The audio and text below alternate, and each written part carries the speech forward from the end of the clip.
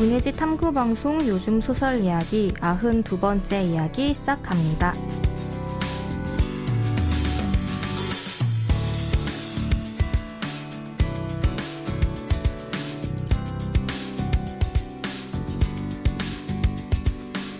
안녕하세요. 저는 KBS 1라디오에서 라디오 프로그램 제작하고 있는 이주영입니다. 네, 안녕하세요. 저는 해방촌에서 문학서점 고요서사 운영하고 있는 차경희입니다. 네, 저희 오랜만인지 모르겠으나 요즘 시 이야기 들고 왔어요. 2주 동안 할 건데요. 어떤 시 선생님이냐면 초기에 모셨던 두 분을 저희 모셨습니다. 송승헌 시인님 그리고 김상혁 시인님입니다. 어서 오세요. 안녕하세요. 안녕하세요. 안녕하세요. 네. 저희 송승헌 시인님은 한 3회 때 나왔나? 그랬던 것 같아요. 그쵸? 되게 초기였던 것 같네요. 네네네. 상혁 시인님은 작년에 그래도 저희 가을에 했을 때도 나오셨고. 그게 벌써 작년 가을입니까? 아, 그러니까요. 네. 그래서 세월이 많이 지났는데, 저희가 두 분 모시고 창비 2021년 여름호, 그리고 현대문학 6월호의 실내 신작시들 얘기해 볼 예정이고요.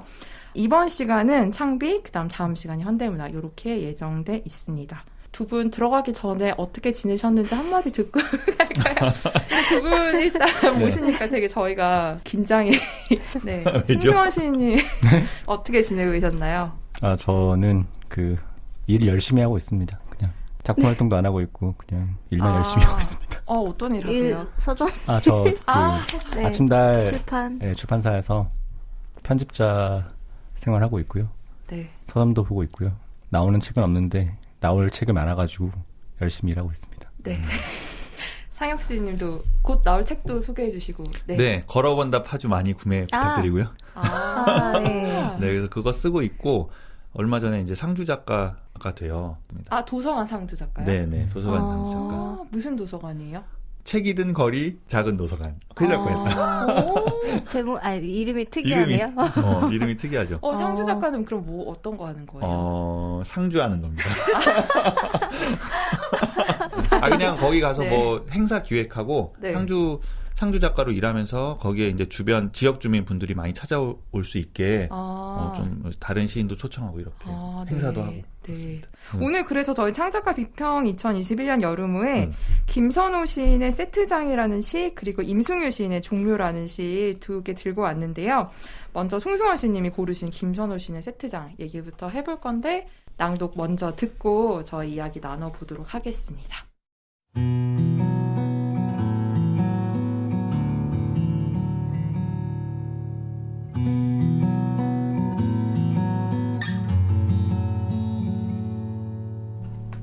세트장 김선호. 너와 돌 사이에서 소리 질렀다. 너와 돌과 조금 갈라지는 피부. 폐교 안에 있었다. 계단을 오르며 꿈이 설계되고 있음을 알았다. 꿈은 벌써 며칠째 숲을 부수고 빈터를 지었다. 그곳에 너를 서 있게 하려나 보다. 벽을 부수며 뻗어나가는 실금. 내가 내 눈앞에서 순식간에 손바닥을 펼쳤던 순간 나는 고개를 숙이고 바닥에 떨어진 슬레이트들을 주웠다. 춤과 뼈와 춤과 뼈, 조금 흔들리는 살. 옥상은 낙하 장면을 도왔다. 바닥이 노출되기 전에 건물은 절단되었다. 죽음이 내레이션으로 처리되었다. 그저 나긋하고 부드러운 움직임만이 콘크리트와 병치되어 있는 결말부. 몇십 년 동안 모은 거야. 너는 죽은 잎들로 가득한 채집통을 내게 건넨다. 다리가 많이 아팠다고, 탱탱 부었다고 웃으면서.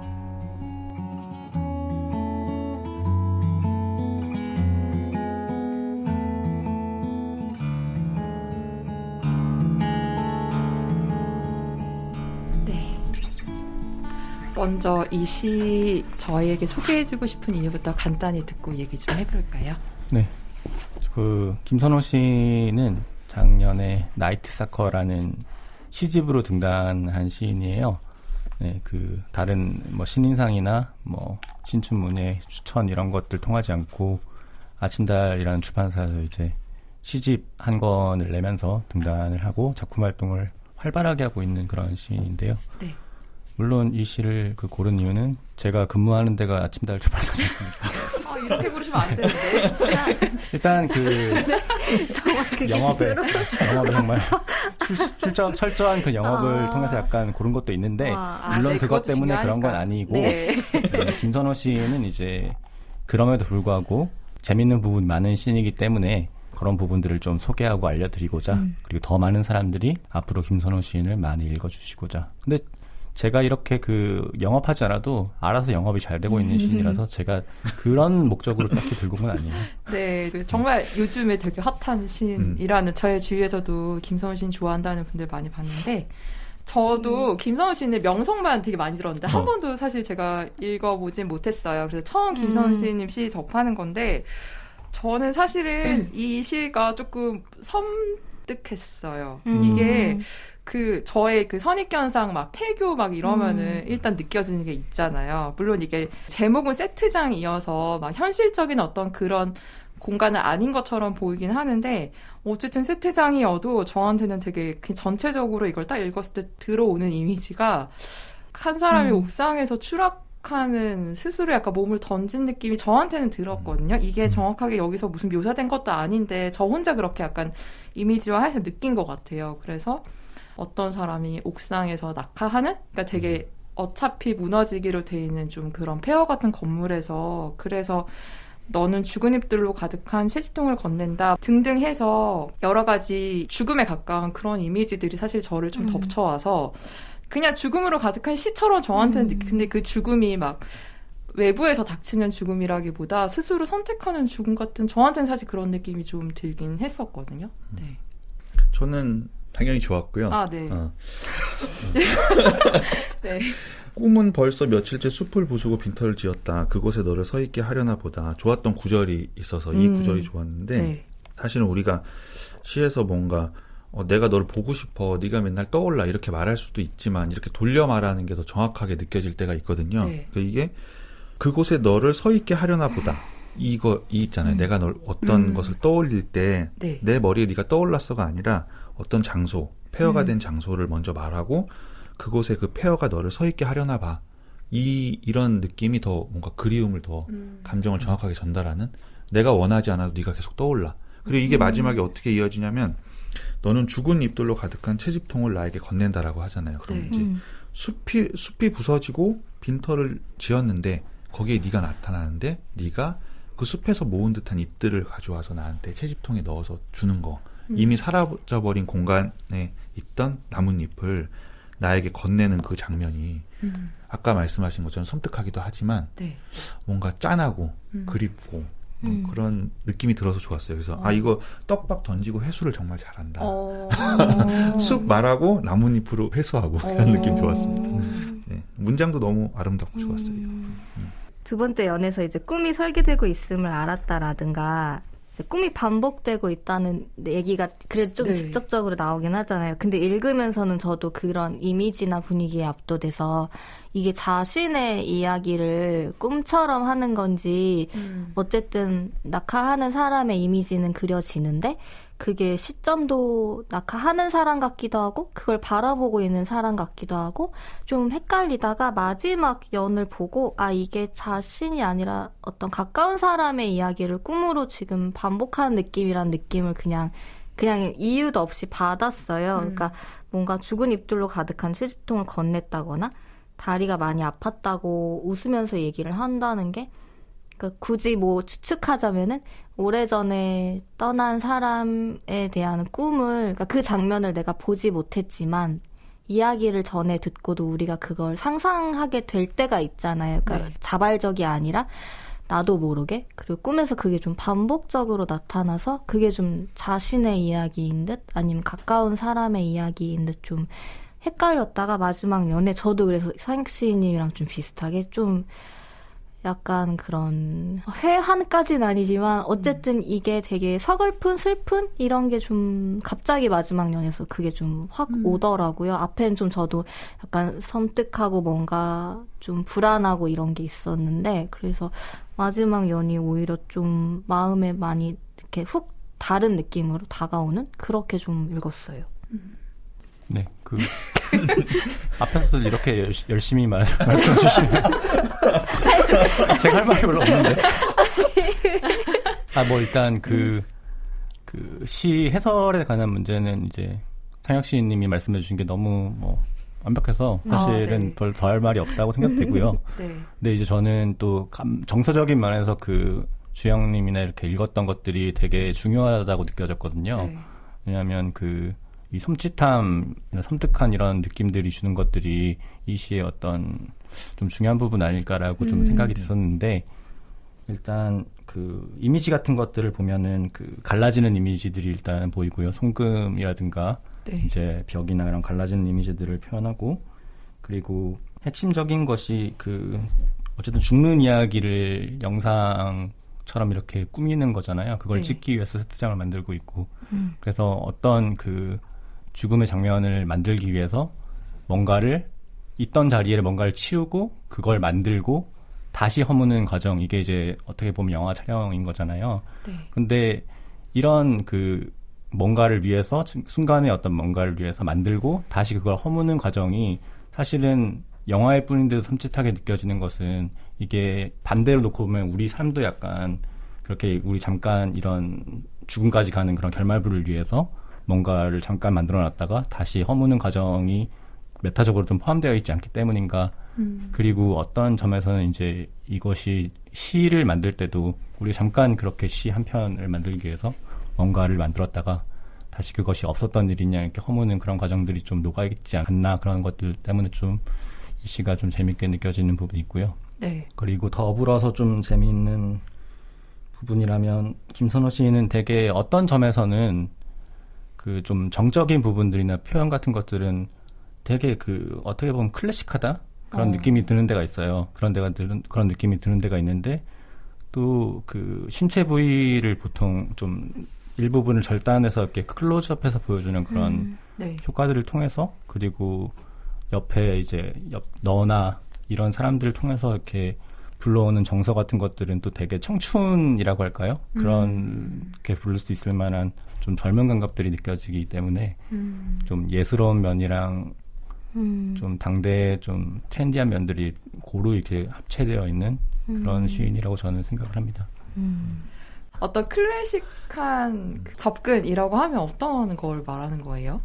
가령 소재 같은 것들에서 측면에서 보자면 네. 좀 젊은 사람들이 주로 접근하는 그런 소재들이 있잖아요. 네. 첨단의 그런 소재들이라거나 아니면 일상에서 어떤 좀 특별한 것들, 아니면 문장 같은 것들을 차원에서 보면 좀 더 거칠고 에너제틱하게 그렇게 구현할 수 있는 것들이 있을 텐데, 네. 김선호 시인 같은 경우는 좀 그보다는 좀 더 자연물에 가깝다거나 아니면 좀 더 그 안에서 동세들이 나타나긴 하지만은 그걸 포착하는 순간은 좀 정적으로 그린다거나 예, 그런 응시를 좀 가만히 한다거나 그런 것들이 좀 많거든요. 그런 점에서는 좀 클래식한 느낌이 있다, 그런 생각이 들고요. 그럼에도 불구하고 어떤 청춘 영화 같은 그런 한 장면을 묘사하는 듯한 그런 정서들이 또 그 순간순간에 보이거든요. 맞아요. 그런 느낌이 들긴 드네요. 이렇게 보니까. 저는 소설 같은 경우는 이를테면 구묘진 소설이라거나 아니면 네. 영화 같은 경우는 에드워드 양 같은 영화 같은 것들이 좀 시를 읽다 보면 얼핏 떠오르고 하는데, 네. 그런 정서들이 좀 전반에 깔려 있는 느낌이 든다, 저는 그런 생각을 했습니다. 네. 이 춤과 뼈 조금 흔들리는 살 이런 부분도 네.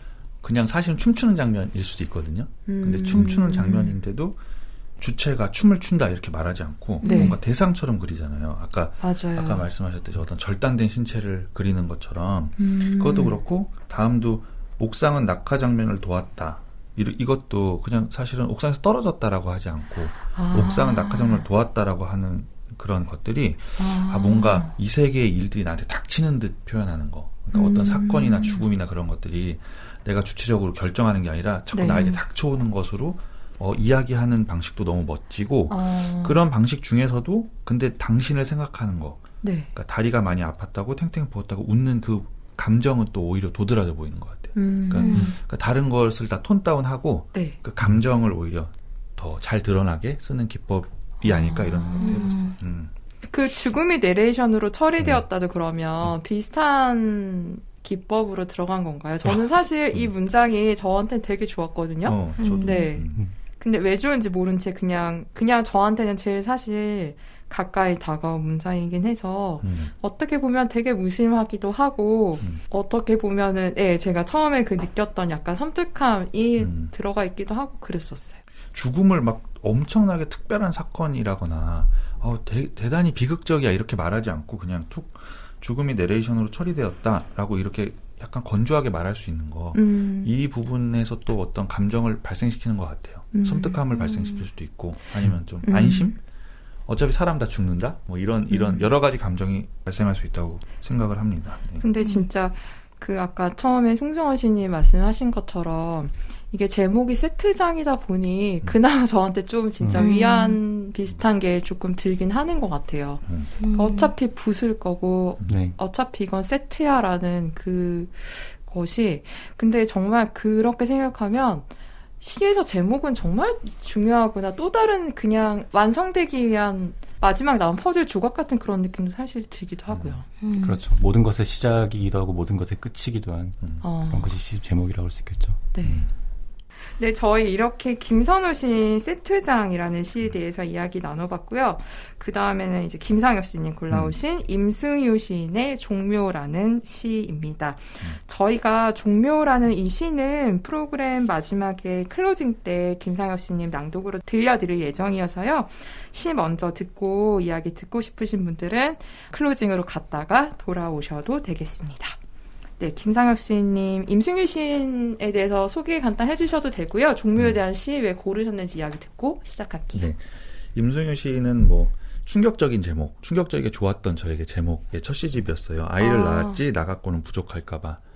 이 제목은 정말 시집 제목으로는 정말 기억에 남는 제목이었던 것 같아요. 왜냐하면 아이를 낳았다는 것을 나 갖고는 부족할까봐라고 연결해 본 적이 없기 때문에 내가 아이를 낳는 행위가 그냥 뭐 낳는 거지 내가 부족해서 세상에 뭔가 내가 부족한 점이 있다거나 내가 부족하게 느껴진다거나 그런 의미로 생각해 보지 않아서 충격적이었고요. 그만큼 또 시도 좋았고 네, 그래서 많이 읽어주셨으면 좋겠습니다. 네. 네. 종묘 가져왔는데 종묘는 당연히 뭐 식물을 키우는 행위죠. 식물을 키우는 행위인데 여기서 이걸 읽으면서 사실은 블라인드 읽기를 제가 했다고 말씀을 드렸는데 조금 알았어요. 이거는 읽다가. 임승유 시인 것이다. 어떻게 하셨어요? 제가 좀 맞춥니다. 잘 많이 맞죠. 저 근데 궁금한 게 이게 어쨌든 지면을 읽잖아요. 그럼 어떻게 블라인드 처리를 하세요? 아내가 읽어줍니다. 낭독을 해주시는 거예요? 눈으로 읽는 게 아니라? 네, 그렇게 읽을 때도 있고 그래서 혼자 할 때는 가려서 제목을 못 볼 때도 있어요. 왜냐하면 어떤 문예지는 제목 밑에 이름이 적혀 있는 경우가 있거든요. 그러면 이제 제목을 혹시 가리고 읽다 보면은 같이 가려버리죠. 작가 이름이랑 제목이랑 제목 없이 읽기도 하고. 또 하나 질문을 드리고 싶은 게 왜 그렇게 읽으세요? 그냥 재미가 있는 거죠. 그렇게 그냥 맞추는 재미라기보다는 혹시 너무 내가 이 사람의 이름에 압도되어서 안 좋은 시를 좋게 읽고 있지 않나? 그런 생각이 들고 의심도 들기 때문에. 되게 철저하시네요. 아니 근데 다 그렇게는 못 읽고. 네. 전혀 철저하진 않습니다. 그런 게 있으세요? 저요? 네. 저는 이름의 건의에 너무 기대고 있기 때문에. 네, 알겠습니다. 네, 다시 어떻게 눈치채셨는지 종묘 얘기를 조금 더 해주시면요. 네. 그냥 당연히 평범하게 일상을 그려내다가 마지막에 뭔가 되게 그냥 약간 어긋난 전체 내용과 약간 어긋난 혹은 엉뚱한 이야기를 툭 던져서 지금까지 자기가 했던 이야기를 다 어그러뜨리는 그런 시를 많이 쓰는 것 같아요. 임승유 시인 특히 요즘에는. 그래서 따라 읽으면서 요즘 또 발표도 많이 하고 있기 때문에 이게 맞추는 게 제가 뭐 너무나 실력이 좋아서 그걸 맞춘다기보다는 또 근래 발표를 많이 하는 시는 조금 더 잘 맞추는 것 같아요. 비슷하게 계속 보니까. 저는 사실은 전체적으로 그냥 저한테 되게 따뜻한 오종삽, 화초, 빛이 쏟아내리는 마당에서 되게 따뜻한 느낌으로 갔다가 저도 이제 그 마지막에 신님이 말씀하신 비틀림이나 뒤틀림과 같은 맥락인지는 모르겠으나 저 나름의 뒤틀림은 저는 마지막 연이 너무너무 좋아서 이 시가 확 좋아져 버리긴 했어요. 내가 혼자서는 아무것도 못하는 사람이라는 걸 아는 사람은 다 알고 있기 때문이다. 이게 약간 막 열심히 뭔가를 이렇게 곱게 화초를 들고서 키우려고 이렇게 가다가 그 화분을 깨버리는 것까지는 아니지만 이렇게 탁 놓아버리는데 사실은 제가 요즘에 좀 심한 무기력에 좀 빠져 있어요. 그래서 그냥 이 문장이 저한테 그런 의미에서 나도 이런 사람인데 항상 이렇게 밖에서는 뭔가 혼자서 되게 잘하는 사람처럼 보이면서 살아온 삶이 너무 허상 같다 이 생각을 하고 있어서 그런지 이렇게 힘을 탁 빼버리는 문장이 저한테는 사실 이상한 방식으로 위로가 되긴 하더라고요. 네. 좋은 것 같아요. 또 나만 이게 아니 너무 네. 그렇게 그런 네. 어떤 뭘 탁 놓아버리는 어떤 문장으로 그런 걸 시인이 했을 때 그 자체에서 위로를 받는다 이런 생각을 안 해봤기 때문에 아 그래요? 좋은 것 같아요. 그렇게 아. 정말 다르게 수용된다는 게 독자마다 멋진 것 같아요. 시인님은 인생이 안 허무해서 그러실 거예요. 저는 이 허무함에 익숙해져 있기 때문에. 네. 전 임승윤 시인 그 시를 읽으면서 항상 그 문장의 절단을 통해 가지고 시간이나 일상 같은 거에 그 단면을 되게 잘 보여주는 시인이라고 생각을 하거든요. 또 시간이 이렇게 도약을 해버린다거나 공간이 갑자기 틀어진다거나 그런 것들 되게 잘하는 매력적으로 잘하는 시인이라 생각하는데 네. 이번 시 같은 경우도 되게 재밌는 부분이 전 이런 시들을 이제 약간 그 치매시라고 하거든요. 치매시요? 그 시들 중에 보면은 자기가 뭘 했는지 어떤 상황에 놓여 있는지를 좀 잊어버리고 그런 식으로 이렇게 그 상황 자체에 좀 빨려 들어가는 그런 시들이 있어요. 그런 것들을 뭐 가장 열심히 했던 시인이라면 또 이승훈 시인 같은 경우가 또 그런 시기인데 이 시 같은 경우도 이제 그 어떻게 보면 꿈이라고 볼 수도 있는 그런 상황이고 어떻게 보면 또 그냥 진짜 내가 뭘 했지? 했는 걸 다 잊어버리는 그런 상황이기도 하고 그런 상황 속에서 이제 일상에서 전개가 되는 시인데요. 네. 저는 이게 좀 이 시에서만 그런 것도 아니고 임승윤 시인의 좀 재미있는 부분은 그런 좀 자신이 통제가 안 되는 아니면 자기가 좀 낯설게 느껴지는 그런 장면 속에 있으면서도 자기 자신이 어떤 인간인지는 처지는 분명하게 말하고 있어가지고 그것이 말뚝처럼 바뀌어 있기 때문에 그 꿈이나 아니면 뭐 그런 미명이나 그런 것들에서 다시 돌아올 수 있는 자신을 그런 것들을 만들어 놓고 있다는 점이 되게 재미있는 부분이다라고 느꼈고요. 보통은 다른 이런 시들에서 보통은 내가 그런 엉뚱한 상황에 들어가면 그 엉뚱한 상황이 끝날 때까지 그냥 거기에 몰입되어 있거든요. 네. 그냥 거기에 내맡기고 그냥 거기서 하는 행위를 통제할 수 있든 없든 네. 뭐 닥쳐오는 상황이 있든 없든 그냥 나를 현실에 있던 나는 잊어버리고 그냥 그 세계로 넘어가는 경우가 되게 많은데 여기는 마지막 결구 때문에 결국 이 시가 엄청 핵심적인 그런 매력이 들어가 있지 않나. 내가 혼자서 아무것도 못하는 사람은 아는 사람은 다 알고 있기 때문이다라고 말하는 것이 사실은 이걸 누가 아는데? 그런 생각이 들 수 있잖아요. 아, 그쵸. 네, 네. 이걸 누가 알아? 이건 자신의 현실 속으로 돌아오는 것이니까 네. 그 안에 빠져 있다가도 이런 점들을 이렇게 그려낼 수 있다는 게 임승윤 시인의 되게 매력적인 부분인 것 같습니다. 약간 저는 마지막 연이 이 행 자체는 너무 좋은데 이것만 떼서 보면은 저도 되게 다가오는 게 있는데 이게 위랑 연결이 되면은 갑자기 이게 왜 여기서 등장을 하지라는 생각도 잠깐 들어서 자꾸 위로 돌아가서 좀 반복적으로 읽게 되기도 했었고 네. 그리고 내가 혼자서는 아무것도 못하는 사람이라는 걸 그러니까 내가 아는 사람은 다 알고 있기 때문이다라는 건지 내가 아무것도 못하는 사람이라는 걸 아는 사람은 만약에 한 명이어도 네. 다 모든 걸 알고 있는 사람이라는 건지 그런 것도 좀 헷갈렸어요. 아는 사람이 어디서 끊어 읽는지에 따라 뭐 두 가지 의미가 크게 다르진 않을 수 있겠지만 그래서 이게 대상이 있는 건지 아니면 스스로를 가리키는 말 같기도 하고 그래서 저도 처음에는 되게 선명하게 읽혔다가 근데 이게 무슨 말이지? 하고 좀 다시 위로 돌아가기도 하고 그냥 가장 저한테 직접적으로 저도 이게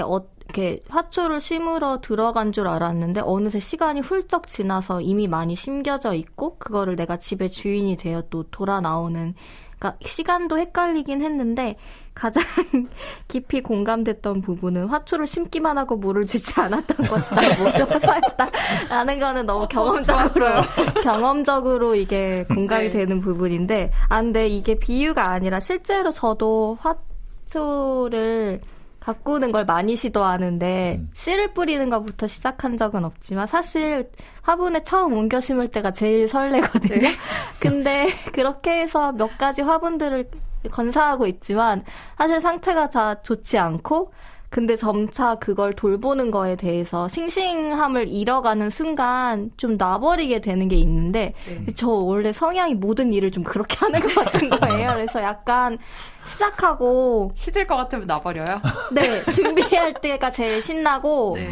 조금 지나면 아유 안 되겠는데 라는 생각을 하면 금세 새 화분에 새 화초를 또 막 관심을 두고 근데 그런 것의 반복이라는 생각을 새삼 좀 이 시가 많이 하게 된 것 같아요. 왜냐하면 부려놓은 거는 진짜 저도 많은 것 같은데 무엇이 됐든지 간에 근데 허사까지는 아니지만 그중에 분명 빈 화분들과 이제 사실은 죽었는데 그냥 꽂아놓은 마치 무슨 뭐라고 해야 되죠? 그 화분 조화요? 네, 네. 조화를 그냥 내가 만드는 것 같은 느낌이 들 때가 있는 거예요. 사실은 뿌리도 다 죽었고 밑에 흙 부분은 다 텅텅 비어 있을 것 같은데 그냥 위에 나와 있는 줄기만 보고 그래도 쟤는 심겨져 있는 존재잖아라고 네. 생각을 하게 될 때가 있는데 그게 이 화분에 대한 직접적인 이 얘기이기도 하고 좀 그동안 해왔던 일에 대한 일 같기도 해서 좀 그런 식으로 경험적으로 다가왔을 때는 좀 많이 공감이 되긴 했어요. 그 어리둥절함 같은 거. 그리고 약간 좋아하는 다른 모든 예술 장르에서 좋아하는 순간이 뭐냐면 되게 익숙한 공간이나 시간인데 되게 낯설게 다가올 때가 있잖아요. 네. 근데 그게 되게 어떻게 보여주는지에 따라 아주 사소한 차이지만 크게 낯설게 다가올 때가 있는데 좀 이 시가 그런 기분을 많이 들게 했던 것 같아요. 그래서 나에게 익숙한 집이고 마당인데 어느 순간 뒤돌아섰는데 그냥 내가 여기 어딨지? 그러니까 그게 송승환 시인의 비유의 그러니까 표현으로는 뭐 치매 같은 상황일 수도 있는데 그냥 문득 그럴 때가 있잖아요. 근데 그럴 때 내가 다시 그곳으로 그러니까 나에게 익숙한 곳으로 돌아갈 수 있을지 아니면 한순간 이제 나는 여기가 계속 이렇게 익숙하지 않은 공간으로 느껴지겠구나라고 두 개의 생각이 들 때가 있어서 네. 그런 순간들이 좀 생각이 들기도 했고 마지막 연은 그냥 이 그런 허사 같은 일에 대한 결론인데 뭐 그걸 어찌할 수 없으니까 사실은 그냥 그 어찌할 수 없는 상황에서 계속 내가 어리둥절해하고 있구나 약간 그런 느낌이었어요. 그래서 또 여전히 이제 개인적으로 그렇게 뭔가 경험을 이입해서 읽게 되는 그런 점이 있는 시였습니다. 근데 자꾸 얘기를 듣다 보니까 이거 진짜 대비가 엄청나게 심한 시 같긴 하네요. 처음에 딱 들어갈 때 느낌이랑 마지막에 나올 때 약간 거의 마지막은 그 앞에 세트장에서 읽었던 그런 페어 느낌까지 저한테는 이제 좀 주는 것 같기도 하고요. 처음에 빛이 쏟아져 내리는 마당으로 걸어갈 때까지만 해도 되게 희망적이었는데 갈수록 지금 마음이 점점 근데 이게 마음이 무거워진다기보다 마음이 약간 그 비워지는 느낌? 공으로 다가가는 느낌이어서 그게 막 어둡거나 무겁거나 이런 느낌이 아니라 되게 이렇게 무너지고 좀 그냥 이렇게 시든 채로 놔둬도 좋은 약간 그런 공간이 되어가고 있는 게 저는 좀 오히려 좋다는 느낌도 약간 들었어요.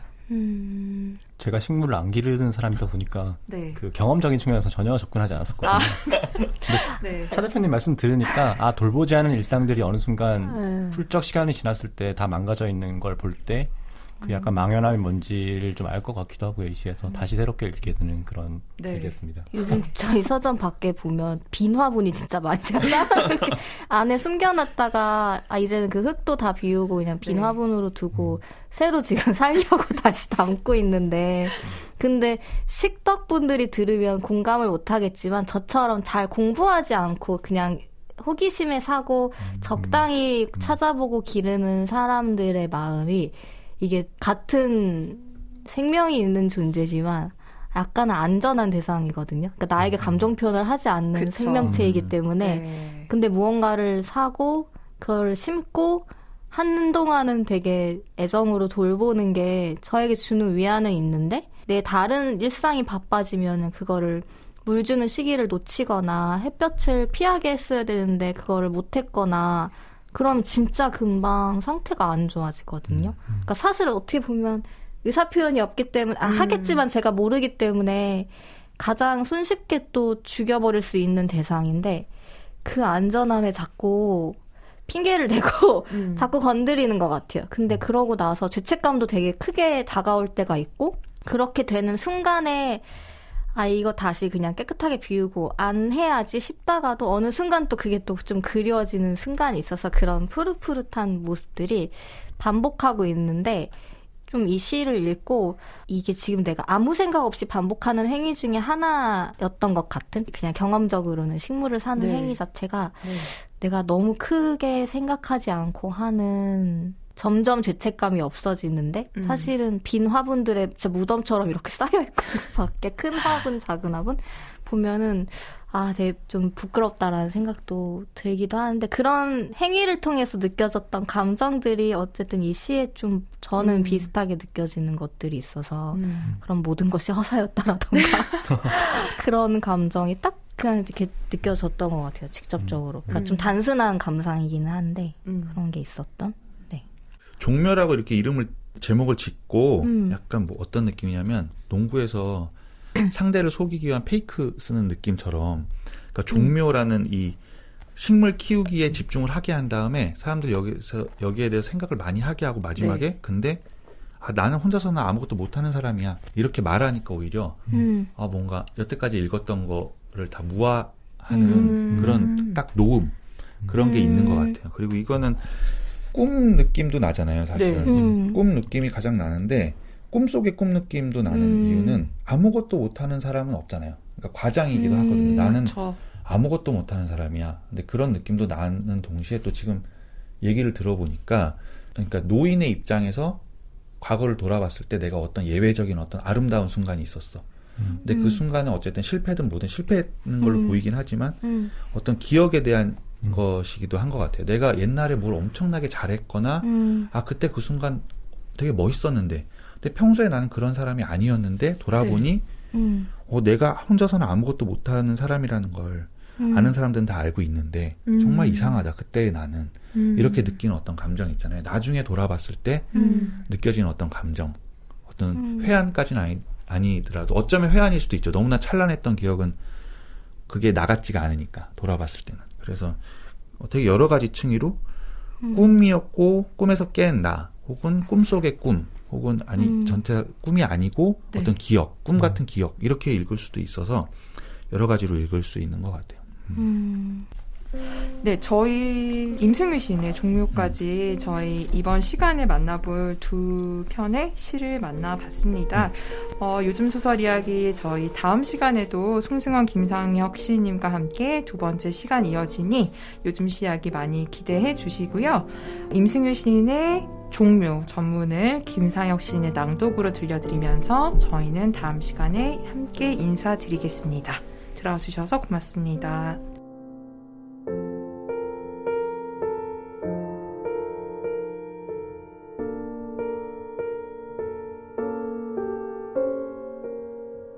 종묘, 임승유. 어쩌다 거기까지 갔는지 모르지만 버스를 타고 한참 가야 나오는 오래된 집 앞에 서 있었다.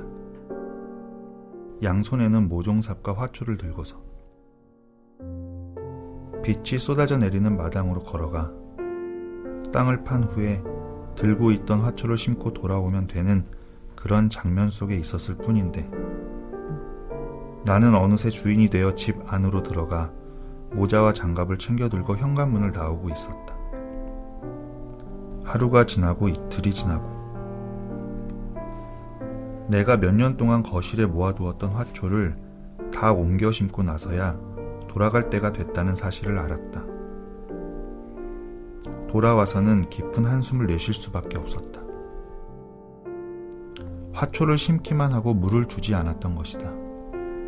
모두 허사였다. 왜냐하면 나는 어떻게 하면 다시 그 장면 속으로 들어갈 수 있는지 모르기 때문이다. 또 한 가지, 나를 어리둥절하게 했던 것은 혼자서 그 먼 곳으로 갔다가 돌아왔다는 점인데, 내가 혼자서는 아무것도 못하는 사람이라는 걸 아는 사람은 다 알고 있기 때문이다.